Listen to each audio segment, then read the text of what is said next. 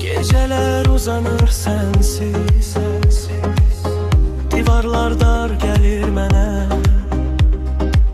bir şekil bir xatirə düşür yenə gözümə.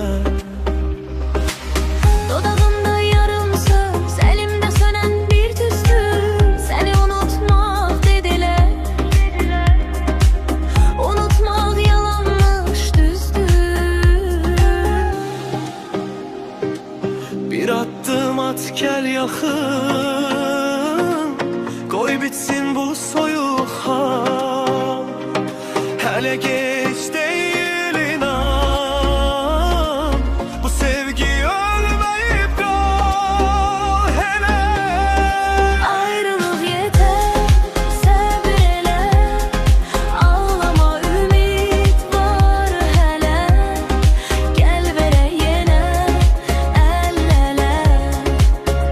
Keçsin ömrümüz qoy belə. Ayrılık yeter, sabır elə.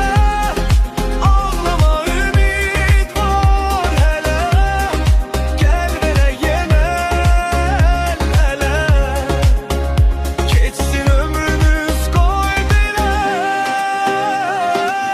Ben güldüm hamının içinde, ama yüreğim ağladı. Senin adın her gece yuxuma gelip dayandı. Gürül ağır kimiş, taşımaq olmur her gün. Seni itirmemek üçün bir gel demək bəsdir mənə. Eğer hele bakışta biraz sevgi kalıpsa, bu ayrılık geçicidir.